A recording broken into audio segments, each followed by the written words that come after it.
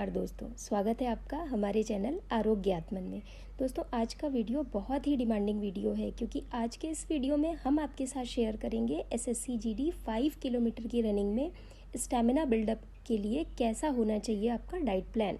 क्योंकि 24 मिनट में 5 किलोमीटर की रनिंग कर पाना आसान नहीं है, वो भी 40-45 डिग्री की कड़कड़ाती हुई धूप में।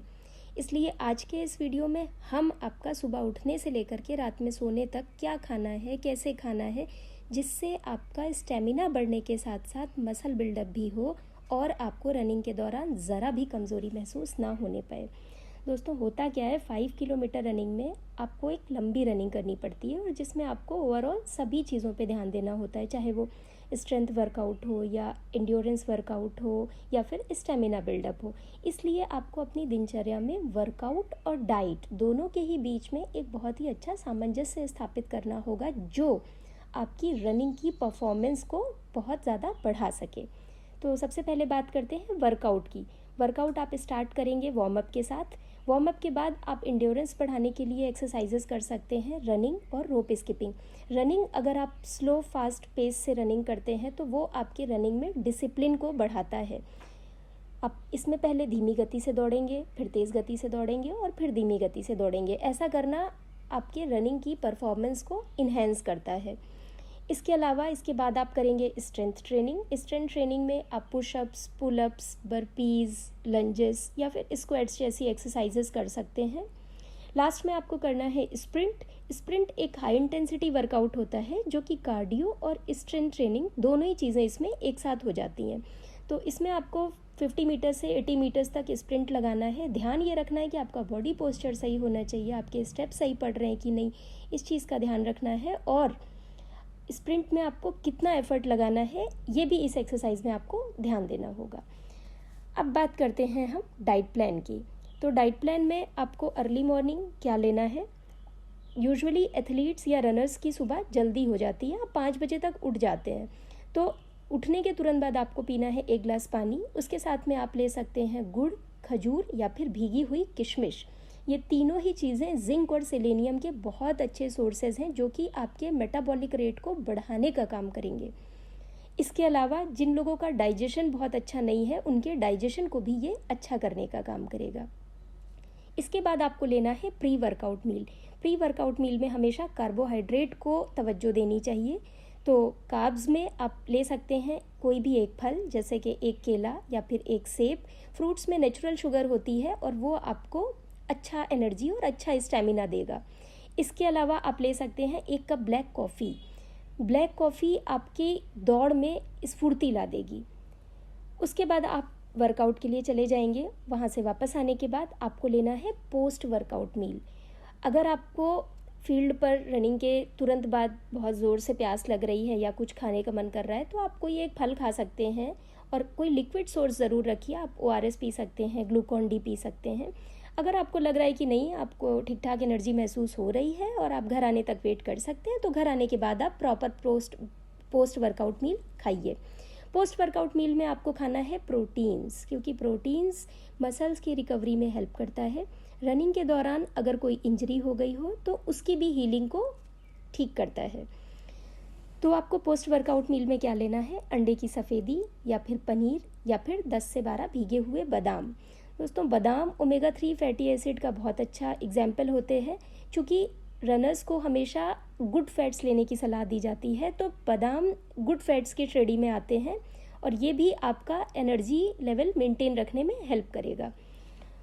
उसके बाद आपको 10 बजे तक लेना है ब्रेकफास्ट। ब्रेकफास्ट आपका कॉम्बिनेशन होना चाहिए कार्बोहाइड्रेट, फाइबर और प्रोटीन का। इसमें आप ले सकते हैं स्प्राउट्स, यानी कि एक रात पहले भीगे हुए अंकुरित अनाज, जिसमें भीगा चना और मूंग हो सकता है। इसके अलावा आपको लेना है दलिया या फिर ओट्स। यहाँ पे हमने ब्रेकफास्ट में बहुत ज़्यादा फूड ऑप्शन नहीं दिए हैं क्योंकि एथलीट्स को, रनर्स को हमेशा एक हेल्दी डाइट लेना चाहिए, ना कि उनको टेस्ट कंसीडर करना चाहिए।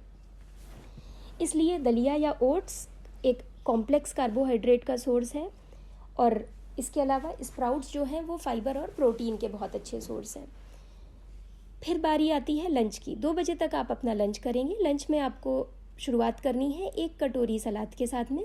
इसके अलावा आप ले सकते हैं दाल। दाल में आप ऐड करेंगे घी, जो कि आपके मसल्स के में जो खिंचाव उत्पन्न होता है रनिंग के दौरान, उसको प्रिवेंट करने में मदद करता है। इसके अलावा आप ले सकते हैं 1 कटोरी सब्ज़ी। सब्ज़ी में आप कोई भी नॉर्मल सब्ज़ी खा सकते हैं। अगर आलू की सब्ज़ी बनी है तो आप उसमें सोयाबीन डलवा के खा लीजिए। तो इस तरीके से कोई ना कोई प्रोटीन का सोर्स आप अपने खाने में शामिल कर लें। आप 3 से 4 रोटी खाइए, क्योंकि आपकी एनर्जी रिक्वायरमेंट बहुत ज़्यादा है। अगर आप उसकी शरीर की खुराक को पूरा नहीं करेंगे तो आपको एक समय के बाद कमज़ोरी महसूस होने लगेगी और स्टेमिना बिल्डअप नहीं हो पाएगा। आप आधा प्लेट चावल खा सकते हैं। और लास्ट में आपको लेना है दही। 50 ग्राम दही को ज़रूर से अपने लंच में शामिल करें, क्योंकि दही एक प्रोबायोटिक फूड होता है और ये आपके आंतों के खाना पचाने की क्षमता को बढ़ाता है।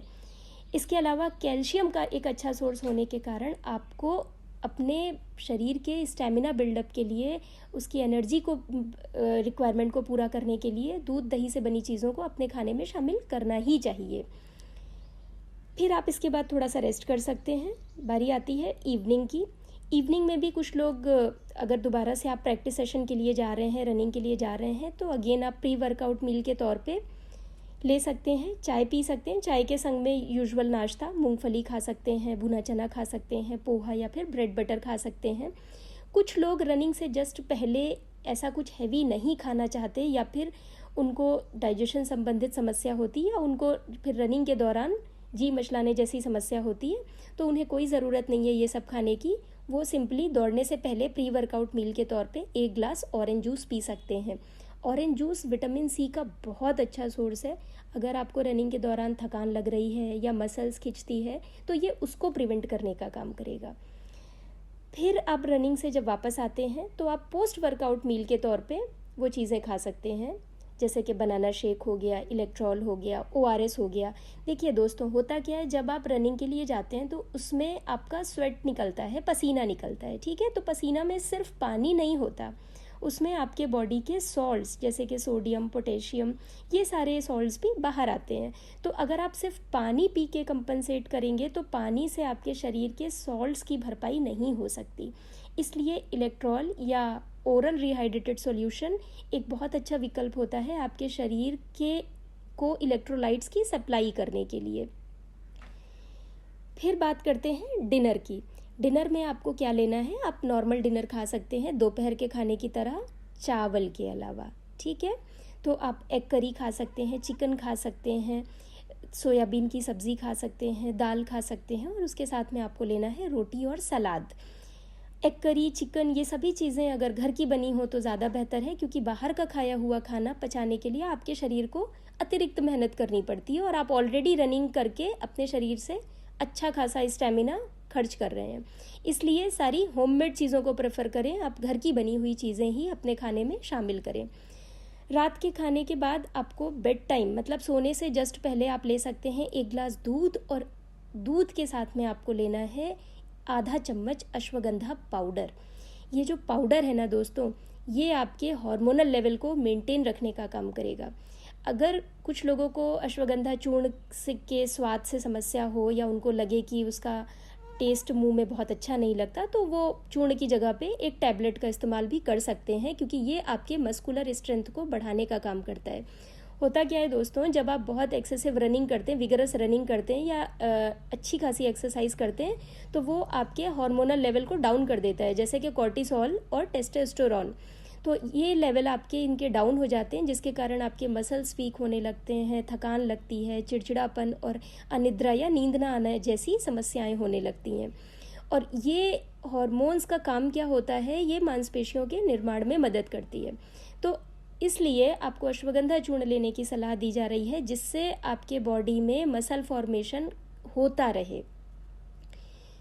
तो ये था आज का वीडियो, जिसे हमने SSCGD रनिंग के लिए बेस्ट वर्कआउट और बेस्ट डाइट प्लान आपके साथ शेयर किया। मुझे उम्मीद है कि ये वर्कआउट आपके लिए हेल्पफुल साबित होगा। इस वीडियो को देखने के बाद अगर आप अपना गोल अचीव कर लेते हैं तो उसको हमारे साथ ज़रूर शेयर करिएगा। लास्ट में मैं यही कहना चाहूँगी कि आप मोटिवेटेड रहें, स्वस्थ रहें, तभी आप निश्चित रूप से सफलता की ओर अग्रसर हो सकेंगे। Till then keep watching Arogya Atman. Bye bye.